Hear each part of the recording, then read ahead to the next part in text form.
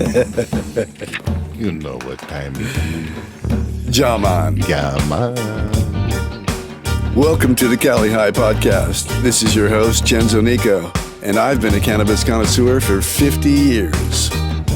On the Cali High Podcast, we will talk all things cannabis as they relate to California and beyond, from the history of buds in the state to the laws that now govern its use, to notable personalities in cannabis and how they shape the industry in California and the world, to growing personally and professionally, indoor and outdoors, from flowers to concentrates, edibles to topical cannabis creams, and the people behind the scenes. Reports from dispensaries, cultivators, medical patients, historical documents, and of course, recreational users. Welcome to Cali High's first episode ever. My name is Chenzo Nico, and I'm here with the sound guy, Joe. Yes, my name is Joe, the sound guy. This week we have the CEO of LA Cannabis, Armen Paronyan, one of the most knowledgeable guys in the cannabis industry today. We talked about several subjects, including taxes, the business in general, California, Los Angeles, as it relates to the cannabis industry, the various bureaucracies you have to deal with. And before I say more, shall we actually get down to the actual interview? Let's hear from Armen. Let's hear from Armen. Let's hear from Armen. Let's hear from Armen. Ta-da! Okay. Today, Cali High is at LA Cannabis Company's second location, one of three locations here in LA. And we're here with Armen Paronyan, CEO of LA Cannabis, to talk about the current state of cannabis industry in Los Angeles and California. And I'd like to thank you, Armen, for having us down. Yeah, thanks, Vince. Thanks for having me on your podcast, and I'm looking forward to hopefully answering your questions. Alrighty, I've got some big, meaty questions here, so let's dive right in. So first the thing, a little history of the background of the growth of the LA cannabis industry, and let's talk about from the pre-interim city ordinance days all the way back at 2008, all the way to the Prop D in 2012, and now to, we have... Measure M. Measure M, thank you, and recreational use in 2020.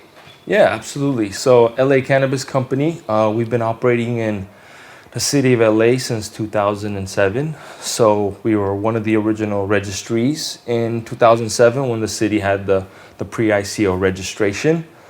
So that, obviously 2007, California didn't have the appetite for cannabis regulation.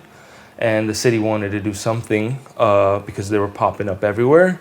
But, the ordinance fell short of success. There was lawsuits, there was challenges. So the industry right around 2010 to 11 started organizing. And we started in 2012 what was called the Coalition to Protect Patients in Neighborhoods, which I was involved with. It was a partnership with UFCW. And we took on the city and forced the hand to have an ordinance, which later was turned into Proposition D. So the coalition wrote an ordinance for the city, got the signatures, got it on the ballot, and then the city negotiated and had their own ordinance, which is called Prop D. So it was a great collaboration with the city. The city started taking the industry serious for the first time. And that took place in 2012. It was a medical program. It was a big achievement for the industry. It gave us a legality when the industry was very gray and there was a clear yes or no with the Proposition Ds. It was a more clear ordinance. Then came recreational in 2018. So with recreational, it basically forced the industry to reorganize. So we had McMursa in 16, which was the medical marijuana program, which was a legislative bill.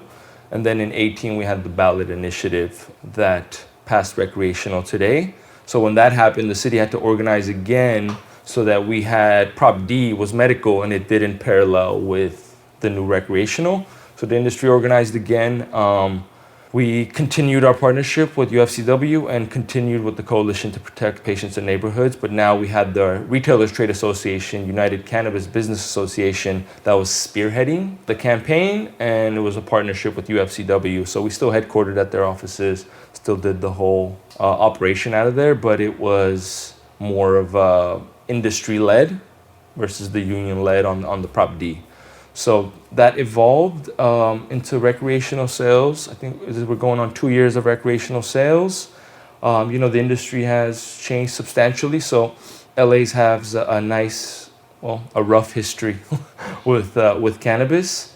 And we've been involved the whole way. So it's an interesting story how it evolved from pre-ICO to the recreational licenses that are on our walls now. Quite an interesting story. And I remember somewhere in between, there were rogue federal agents trying to shut down legal medical dispensaries. Yeah, do you remember that? We've had it all. Yeah. We've had it all. We've had it all. So it's been a long road. Well, I'm glad you're here still. I wanted to ask you about taxes because as I see it, there's an unfair advantage for the legal industry here. Right. As opposed to the black market industry, which pays no taxes. Right. Can you explain the current taxes for cannabis here in California? Yeah. So definitely we're at a disadvantage from the illicit market substantially. California cannabis has some of the highest taxes in the world. It gets taxed at multiple points through the supply chain, which is done in some industries, but nothing to the level that is being taxed here right now. So I can give you a little background. Since we have all the different license types, we actually pay all the different taxes because we cultivate as well, we distribute as well. So there's different taxes at different points. So we have vertical integration. Here. Right. Yeah. So you get taxed at all the points. So we have the cultivator's tax, which was last year $9.25 an ounce. And $1, I think 25 or 50 for trim. So trim's taxed at a different rate, whole flower's at a different rate. This year, taxes went up. It was raised to $9.75 for the pound. So it actually went up 50 cents for the ounce per ounce. Yeah. And then the trim went up about 25 to 50 cents as well. So taxes went up January 1. So that's already everything coming into the supply chain this year has gone up. Course, instead of reducing, we're increasing. So you get the cultivator's tax. So it's about $146 a pound. That's what it was. The new one's probably like $153. So you pay that on the pound. That's what the cultivator pays. Then we have the excise tax, which is 15% of the 160% cost of the good. So it's a very complex way of understanding taxes. The state is assuming you're doing a 60% markup, so they want 15% of 160%. So if you want to pull out your calculator and do a reverse math, it comes out to about 24% of the wholesale cost, right? So if something was $100 wholesale, we pay $124. $24 goes to the state as excise tax. What happened to that 100 and something for the pound? So that goes to the cultivator pays. So when a distributor is negotiating its deal, it's always the key factors who's paying the tax. So the cultivator can get a permit from the CDTFA, go pay the tax themselves, or the distributor can pay the tax and negotiate it in the deal, which is what happens usually most of the time. So we pay the excise tax that's due the day it's delivered to the retail. So it doesn't matter if it sits on the shelf, if it was delivered in that quarter, the taxes were due, it gets paid. Once it goes to the retailer, pre-sale, the day it sells to a retailer, it's due that quarter. So if a delivery comes in, I don't sell it. If it came in on the 30th and that's the deadline, I have to pay it for that quarter, even though I'm not going to sell it till next quarter. So excise is due up front. And when that's done, so that gets collected by the distributor, then we have the sales tax, 9.5% in the city of LA because of our area. And then you have municipal taxes. So municipal taxes also tax throughout the whole supply chain. So we have a 10%, the highest in California, sales tax for the city. 10%. Not a single industry in the city of Los Angeles gets taxed. Even lawyers get taxed less, which they pay professional tax. Like lawyers and lobbyists pay a big tax. Cannabis is taxed way higher than that. So 10%. So we have 10, 9.5, 15, if you want to call it 15, which is really 24 of the wholesale. And then you have the back end cultivation tax that's absorbed into the price. Now on top of that, the city has its gross receipts tax. It's 1% for cultivation, 1% for distribution, 2% for manufacturing.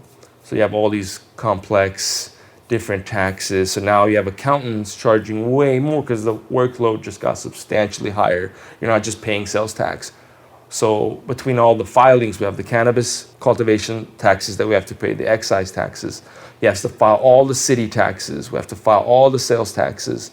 So it's a lot of work for accountants. So your accounting bill goes up substantially as well, especially if it's something new. So all in all, if you add it all up, it's about like, it's in the high 40s for taxes here in the city of Los Angeles. So it's definitely, you can call it a disadvantage. Yeah, for illicit operation, they pay no taxes. Right. Now, how do you think, I know the governor has a new proposal. What is it, AB 1958? What is it? Right. Yeah, I think it's it's on the governor's bill. Yeah. So he's going to do a trailer bill, which is this cleanup bill for the year, and they're going to reassess some of the taxes. I don't think they've made a concrete explanation of how it's going to be done. They want to simplify it, is the words that they said. So the tax increase still goes into effect. The excise tax has gone up. As of the first. And so the excise tax now is 15% of 180% because CDTFA, because the industry, our trade association has been doing, we were shocked when they were increasing the taxes. They said this is just part of the standard operating procedures for excise tax. It's based off of the average market price. And since the industry's been selling for higher than the average cost, they're selling higher than 60% margins. So when the state takes in all the data, their computer said the calculations made it so that it's 180% because the average cost has gone up. And cost... 180% of what? So it's 15% of 180% of the cost of the good. So if something's sold for $100, you have to pay 15% of $180. And if you do the reverse math, it comes out to 27% now. Last year was 24, now it's 27. There's formulas to figure out the raw cost. Right. So the accountants just tell us, hey, stop doing that math. It's 24 or it's 27. They've increased taxes substantially. So the industry's definitely in an uproar. It's like a big kick to us when we're having this battle with the robust illicit market. With 80% of the products still purchased in the illicit market today. We have all the tax data. And if you look at any projection on any private company or public company's books, they're projecting California as a $5 billion market. We didn't even do $1 billion, right? So it's like... So 80% of that is gone to the illicit market, and we have similar data in Canada as well. You're just not going to be able to compete with tax-free. So it's something the government has to think about if they want to tackle the illicit market. There's a robust supply chain in California that feeds the country, the world. It's been happening for 30 years. And for people to think that that's going to go away overnight, that's insane. That's going to take a long time. And the only way that happens is if it's not worth it for them financially, right? If there's profit to be made, people are going to take the chance, take the risk. So the only way I see in battling that is if we decrease the taxes. The legal industry has the advantage of volume, and we have the advantage of scale and capital infusion from institutional money.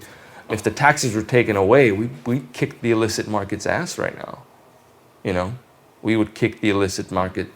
They'd have no chance. We'd grow cheaper. We could sell cheaper.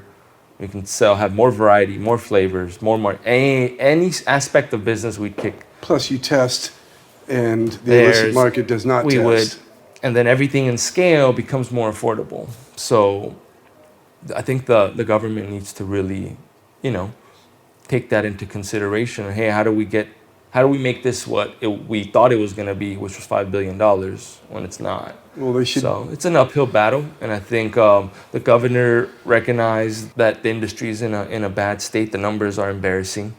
So I think they plan on simplifying the taxes. We'll see how that happens. California is just not in the business of lowering taxes. So No. it's going to be, when I heard the press release, he's like, oh, we're going to simplify it. I'm like, what does simplifying mean? Oh, we're going to have it just taxed at the end point. Well, no What numbers that means yet. is that they're going to have more accurate numbers because it's so complicated for the industry to figure out, let alone them. That to me is like, oh, we can't even figure this thing out. Like, we don't even know who's doing what, the supply chain. They're obviously having a hard time, so they want to simplify it. That doesn't necessarily mean lower it, I think. I don't know. We'll see. We'll see. We're working in Sacramento right now very hard. The trade association, we're raising funding right now from all the brands and the different stakeholders to do an economic report from a highly reputable company that puts out reports on financial data. And we're going to present the facts to the state on where we could be, where we're at, where the problems are, and see if we can get them to... Is this the UCBA? UCBA, right? United Cannabis Business Association. So we've been. I'm on the executive board, so I'm involved. We have a president, vice president. We have an executive director. We have representation in Sacramento and here in the city of Los Angeles.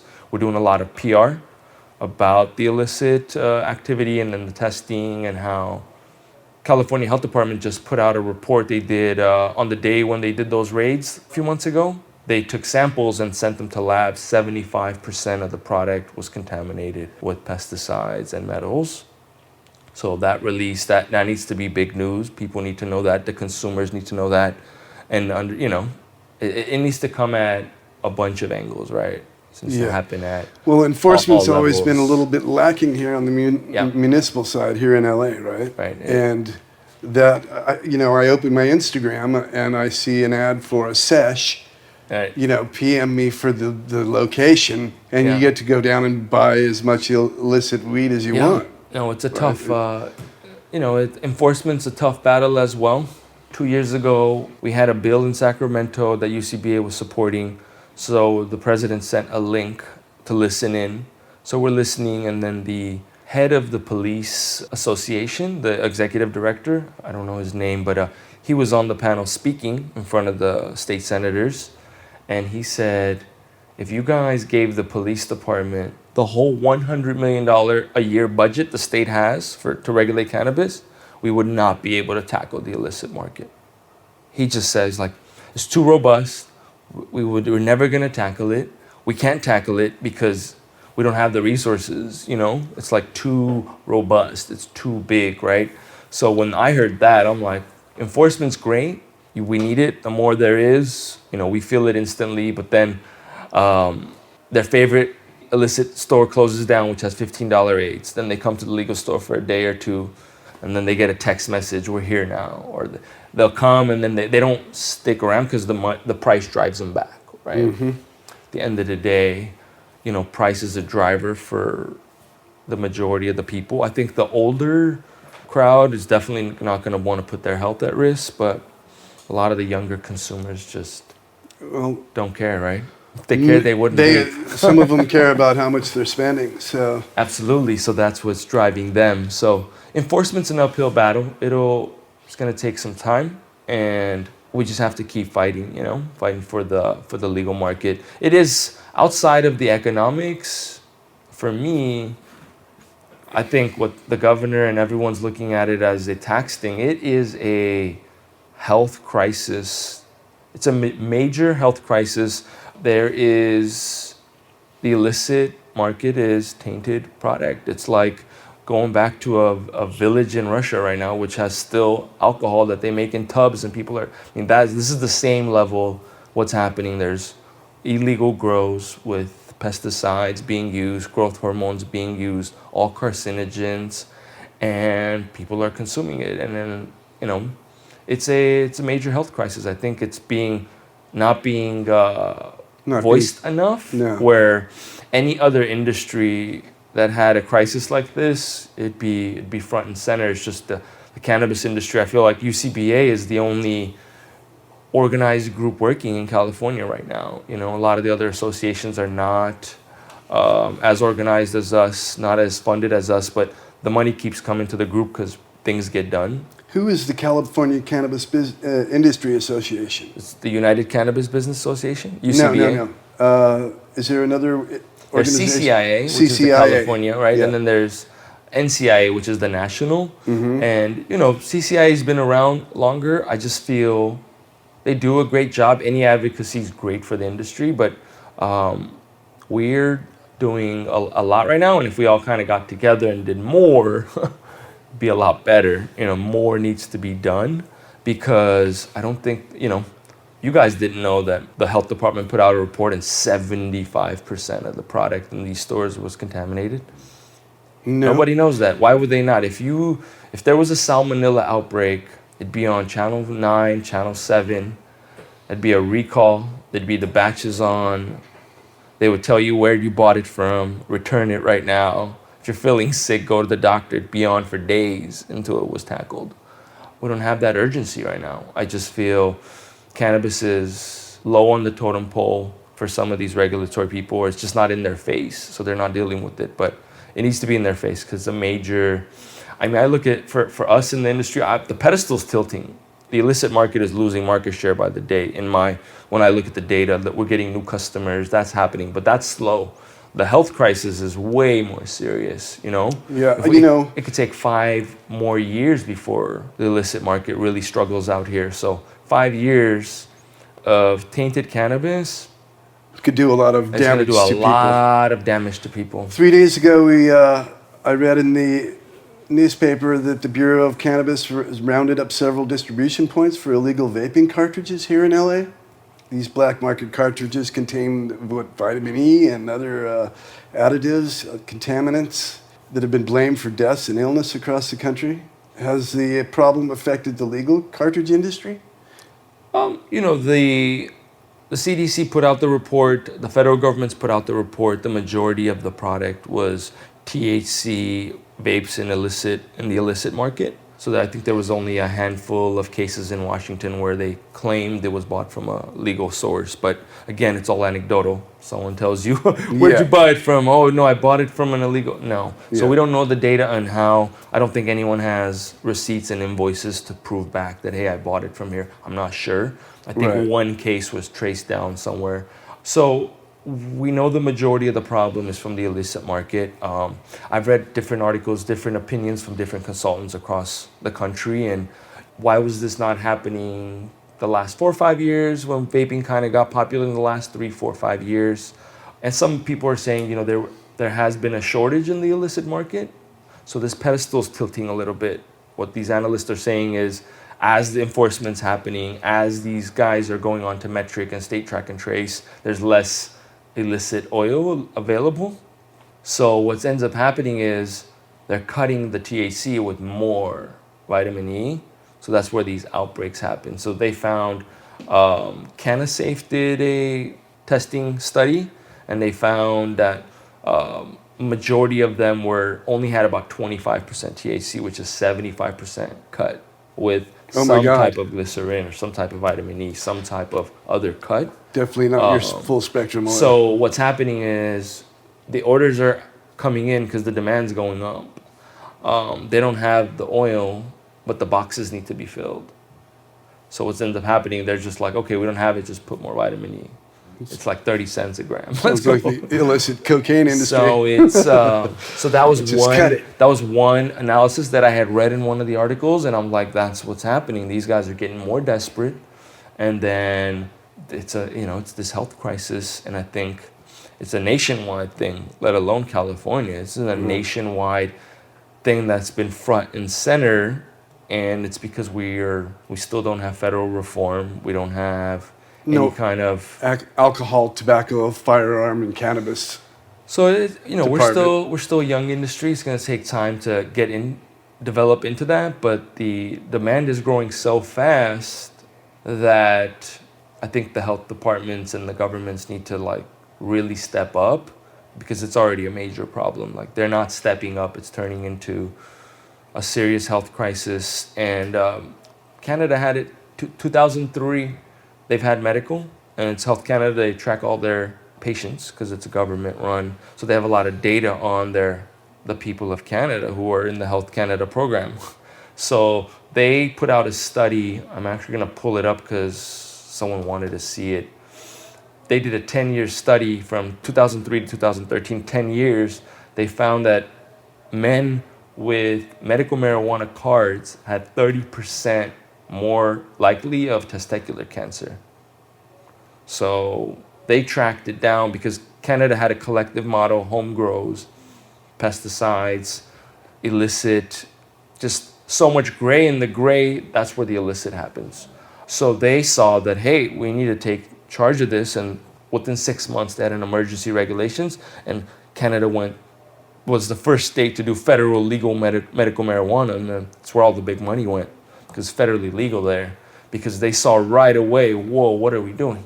This is this is insane. We're letting our residents, our citizens, Poison themselves, basically. poison themselves because we were too scared to take on this industry, and they made a change right away. And for me, it's like, well, there's the same problems are happening here. We just don't track all 300 million people and their health. We don't do that here, right? We don't have that data. Right. But Well, the alcohol industry would never allow like liquor stores to be popping up that had no licenses, and you'd have the ATF down, but because we have no federal legalization. Do you think that plays a role in the fact that nobody's really taking a yeah, the Fed's going to be a big player in this. They'll decide how interstate commerce will happen, what will be the recommended guidelines for health and safety. It's usually how they put out the recommendations, and then the states. So most states take that, and then some states go above and beyond. And that's kind of how federal guidelines work. They're called guidelines, right? They have their FDA guidelines, and California will always go above and beyond the Fed. So as far as consumer safety, if you're buying legal cannabis here in California, you're getting some of the safest product in the world. Amsterdam, zero regulations. Germany, more lax. Even Canada, not as strict as California as far as the chemicals they look for and the amount of different points that the product goes through tracking and testing. Canada has more industry friendly regulations. So California is leading the way. I think we test for it's about 60 something chemicals that are in the chemical test that's required. Test for heavy metals. They test for the big four: cadmium, mercury, lead, and arsenic.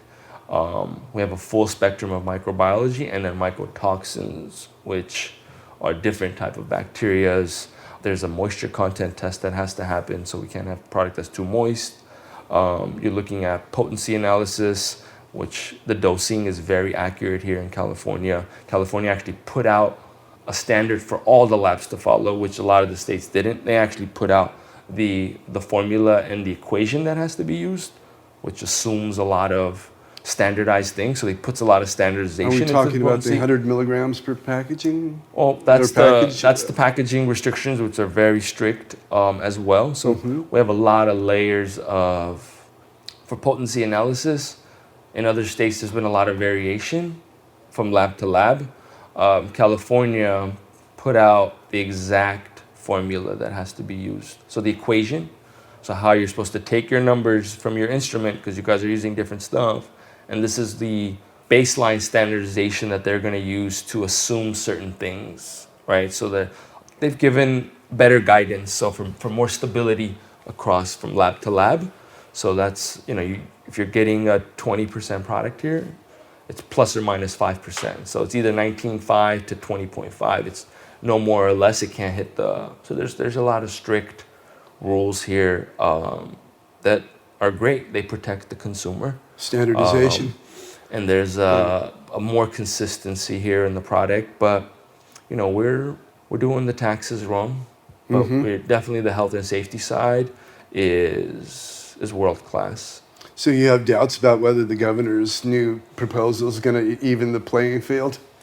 It won't make a big dent. I don't think so. They're going to simplify the process. I think the distributors are tired of collecting the tax, and they want to throw it on the retailers because it's just easier for us. And then so it does help a little bit, because like I was telling you earlier, if a distributor brings me a product on the 30th, I have to pay him the tax that day.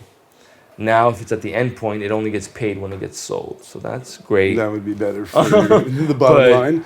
At the end of the day, it's not lowering taxes; it's simplifying taxes, right? So, just we'll take whatever we can. So, you had mentioned to me about large multinational companies coming in and buying up smaller companies, and can we talk a little bit about that? Yeah, no, it's happening across the state right now. So, the multi-state operators are expanding rapidly, not as fast as they will when federal reform happens. So I think it gives a lot of us smaller operators some time to survive because so it's like a double-edged sword. We get federal reform, a lot of things get easier, better. And then the bigger money comes in, the smaller operators are going to have a harder time competing, or they'll end up partnering up, getting bought out. It'll be interesting to see what's happening, with the MSOs, this is such a new stage, new industry, right? What's an MSO? Multi-state operator. That's what we call them. They're they're bigger. They're in 7, 8, 9 states. MedMen's a multi-state operator. Curaleaf's a multi-state operator. They're in so many states, and then they have a list of assets all across the country. They're in 7, 8, 9 states. Then. And Canna Royal, you mentioned to me? Canna Royal is a Canadian company. They own a bunch of different distributions. Down here. Right, and then they own a bunch of different brands. They own retails. They're diversified. So I always watch them. I like to learn what they're doing. They are going to be the leaders of the industry in the sense of capital, and they're going to be the companies that ultimately mold what this industry is going to look like. So I want to learn about them. I want to know about them. I watch them. I watch the numbers. I watch their quarterly earnings. I like to pay attention to who's making what moves. So I watch them. How do you think this is going to affect the boutique cannabis producer? Yeah, this is California. There's always going to be boutique wine. I think the Mendocino County just started an alliance of different growers that are like one of the locals is like organizing them, has set up a distribution platform from them to kind of help them, let them just farm, do what they do best, and just give it to a distributor to package it and get it to market. They've been the first they're kind of doing municipality a collective or a little area in California's county to Appalachian, do this, right? Regional. It's gonna be like wine. You're gonna want your Mendo, you're gonna want your Santa Barbara, you're gonna want your Sonoma. It'll get there. This is California, man. There will be boutique. There'll be your Kendall Jacksons, and there'll be your boutique wines that only do 10,000 cases a year. Straight to consumer. There'll be all type of that. So California is a prosperous place. People want They're gonna want California pot all over the world. They're gonna want it. We sell so much wine to China. One day maybe we'll sell them cannabis. I don't know. Do you envision the world becoming a cannabis legal world? In my time for sure. In my life, hopefully. Yeah. I'm sure it will. It's already happening. It's already slowly happening. So that's coming. Yeah. Well, that would be interesting because I'm a little bit older than you, and I remember weed from Colombia, Mexico, Thailand, all the land races, which have now been part of the hybrid process here in California. But it would, just for old time's sake, it would be nice to see some of those buds. Let's talk a little bit about your operating costs. What do you see as some of the more onerous line items? Yeah. Yeah, let's pull out the P&L. We pay premium rent. We pay premium insurance. Do you think the premium rent is a little bit, have you been taken advantage of by landlords? Absolutely. It's, we're paying 2-3 times market value. Deals are getting better, but some of us are stuck in deals. We're definitely looking at cheaper real estate. We have some leases getting closer to expiration. So it's a big aspect of the industry. But it's rent, it's workers' compensation tax, which is a big issue. It's been getting a little better, but we were getting demolished the last 10 years. I've had workers' comp insurance for over 12 years. For the last 11 years, I've been paying close to about 10.5% for workers' comp insurance. California average is about 3%. So we've been getting 3.5 times, because insurance companies would say, oh, you're high risk, unknowns, right? This year, I determined myself. I shopped 5 different brokers. I signed these waivers from all of them that they could shop me around. But then it ends up there's only 3 guys doing cannabis. So they all led to the same place. I got a rate of like 5.5%, which is still almost down from 10, which is but still higher almost than double 3 when I should and a be half. at 3. Yeah. And so things are coming down a little bit. So you're definitely seeing that happen. Shopping insurance around.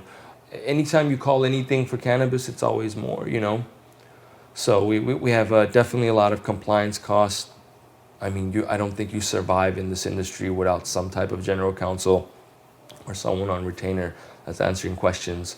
Last 2 years, we had application fees. We've had consultants helping us, engineers, getting all these things permitted and going through all the building and safety process was a substantial cost. Paid a lot of consultants to kind of help us out with a lot of this unknown stuff. We have like so many different departments we deal with. I think I counted the other day, it was like 9 or 10 different departments that we have some type of permit or process or application with. And it's just managing those things. So before I used to manage a cannabis business, now I like manage a bunch of paper, right? A bunch of paper and a bunch of emails. So I'm going to go over it. I want to give you I was just going to ask you. So Bureau of Cannabis, that's the godfather of cannabis. The state. Yeah. They oversee all the departments. So they're going to be consolidating the departments as well. That's what the governor's doing. The governor's proposal. So this is pre that happening. We have the Bureau of Cannabis. If you're a cultivator, you have California Department of Food and Ag, CDFA. If you're a manufacturer, you have CDPH, California Department of Public Health. You have CDTFA, which is the California Department of Tax and Fee Administration, which you need permits from to pay your taxes. We have Department of Cannabis Regulation, which is the city department that also wants its own application, its own processes. Those are the people that went raiding for the illegal vape places? That's the city's cannabis department. Yeah. Then we have, if you're a cultivator, which we are, we have the water board, because we're dealing with city water on a commercial basis. So you have water board applications. You have to give them your process, what you're using, the volume. It's a whole application process. Then I have Fish and Wildlife, because we're going into the federal water system. Then we have LA Sanitation. Are the fish getting high? Well, you have to prove to them that you're not going to get them sick. Right. So you have to have samples taken from your discharge.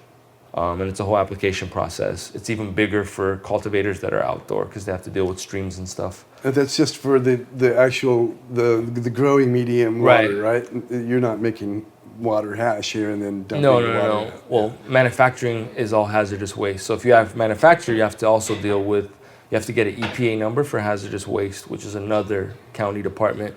We deal with CUPA, which is the LA County Fire, because we have CO2 in the cultivation room. We deal with LA City Fire as well, because so it's 2 different, look at all the different bureaucracy and the departments we have to deal with. We deal with weights and measures at the distribution, because we weigh out, so they come in, they do their thing. The agriculture department. They calibrate your weights? You have to have them calibrated when they come here, and then they check. And as they have an amount that it could be off or on, and then they put that seal on, you pay them their $500-something, and they leave.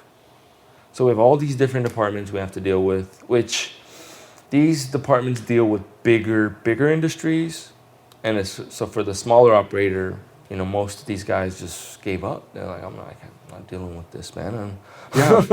It seems a bit complicated too much going here. on. So, we're doing our best here to track everything. We have great counsel who helps us out substantially. It's very, to do all this work, you gotta like it, man. Mm-hmm. If you don't want to do this and want to see this happen, you're just like, I'm over this. This is too much. Too many departments, too much bureaucracy, too much stuff you have to deal with. But, we're getting through. We've had all the departments here. We've had everyone walk through. We're dealing with everything. All our permits are active. So I have a good grasp on it, but a lot of other operators are struggling and then or simplifying their operation a little bit more.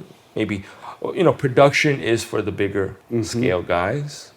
Even I think small time is going to be bigger than anything we have going on here. So we do have to get a little bigger. I think the 5,000 square foot small grows are just not going to survive.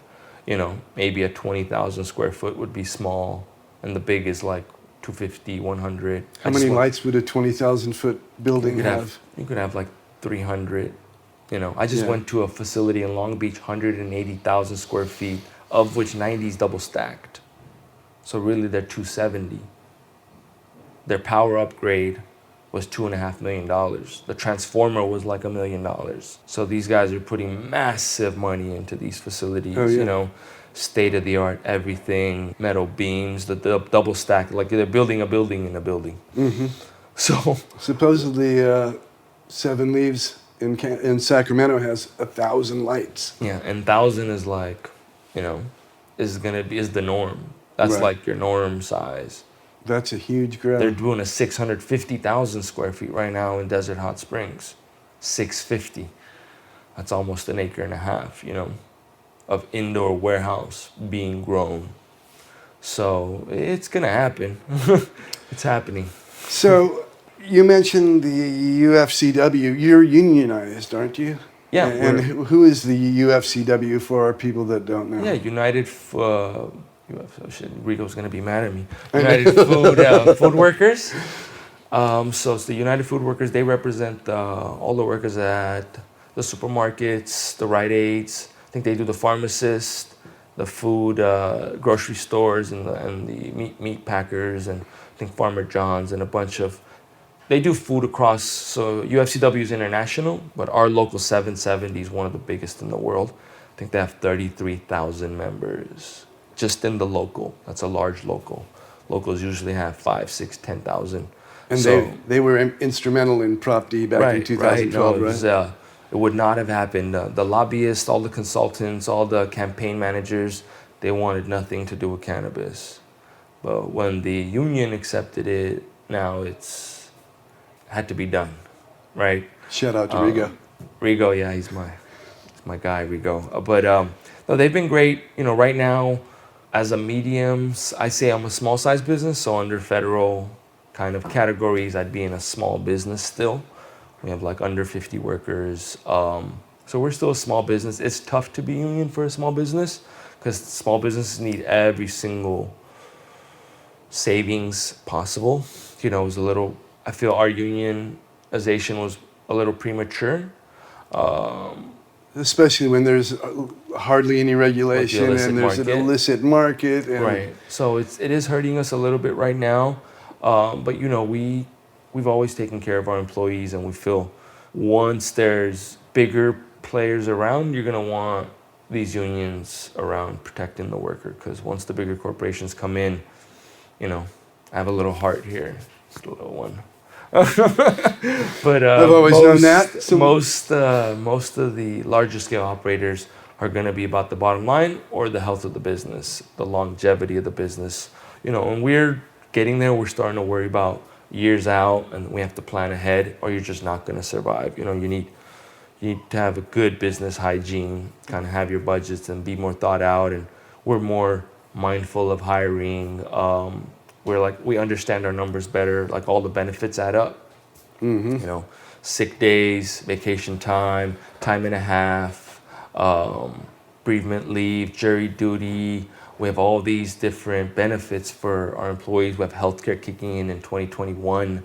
These all have a number behind it. So understanding those numbers, and when you're planning things ahead, having that in your budget and knowing where you can save and knowing where you have room and knowing what you have coming, right? You want to know, hey, I have this big expense coming. How do we prepare for this? So I'm always trying to learn, get better, because the cannabis industry before was different.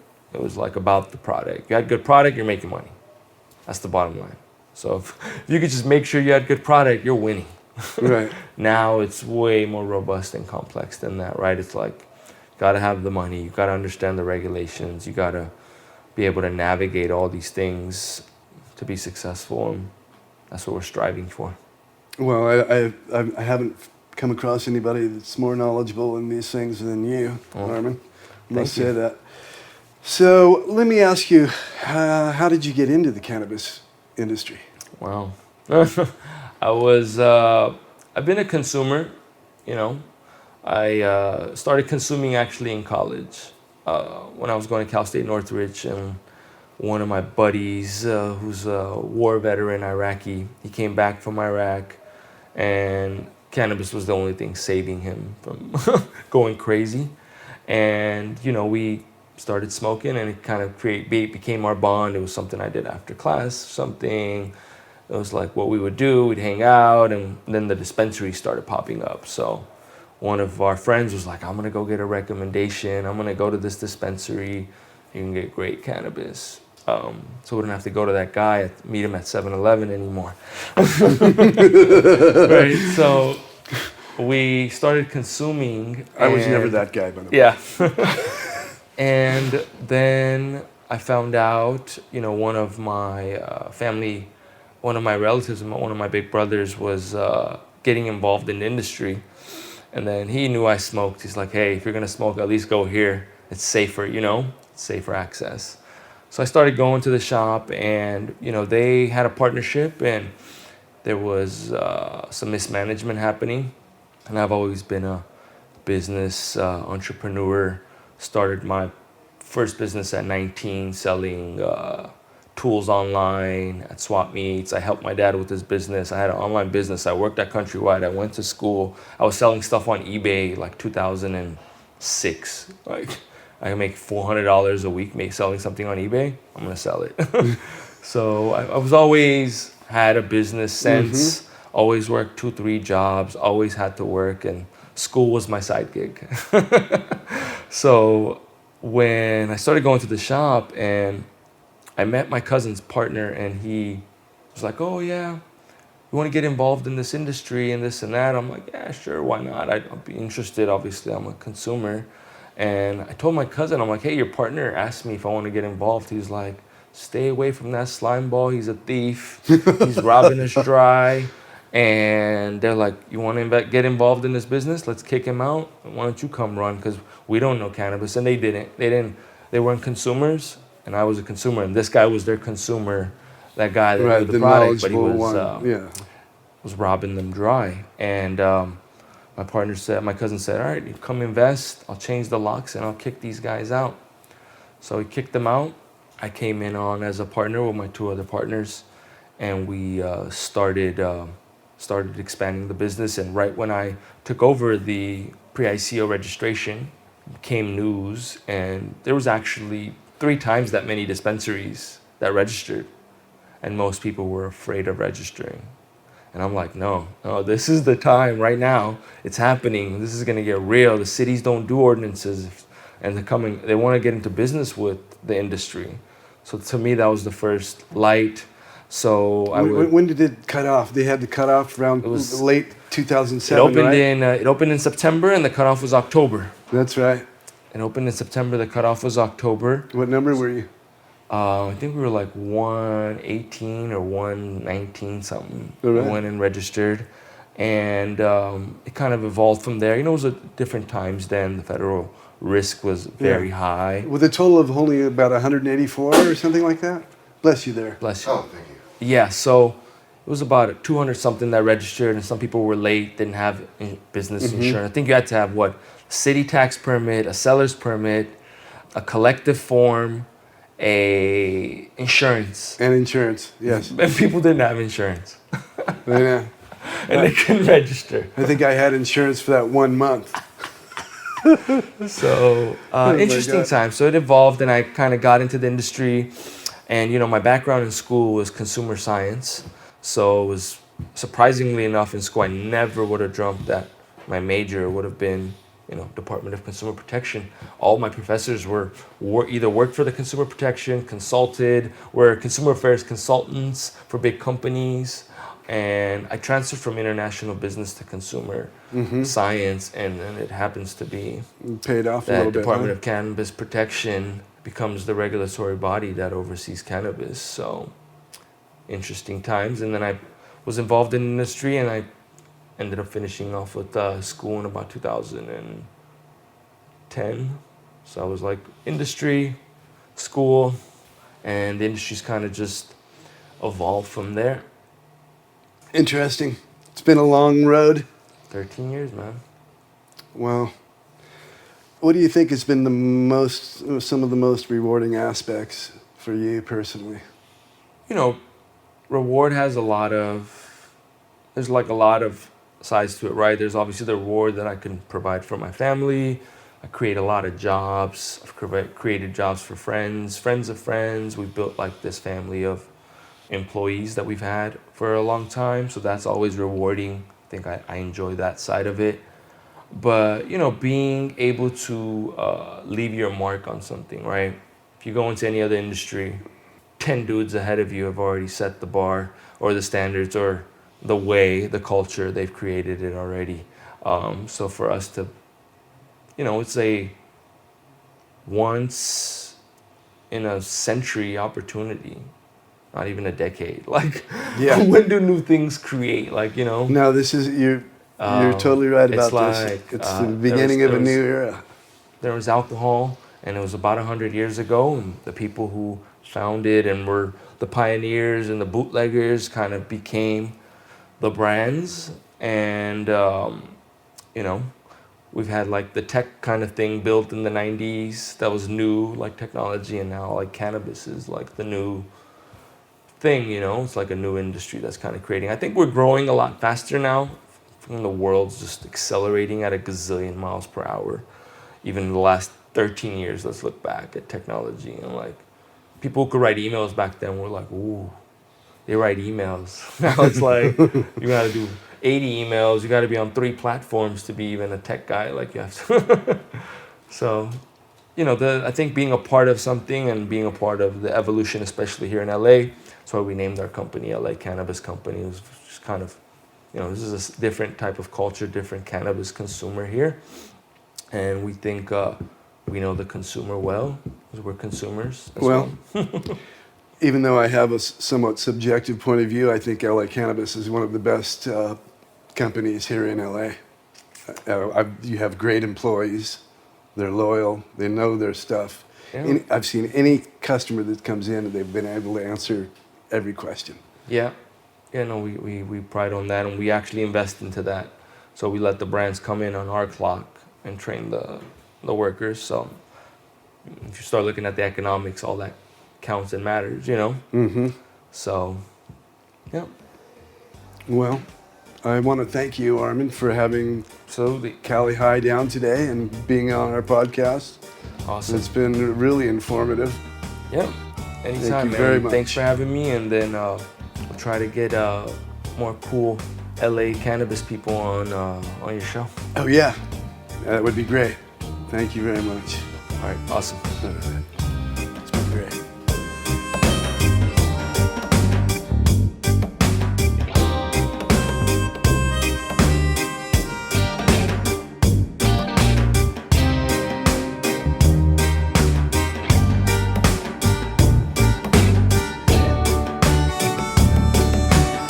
Don't mess around with Cali High. No.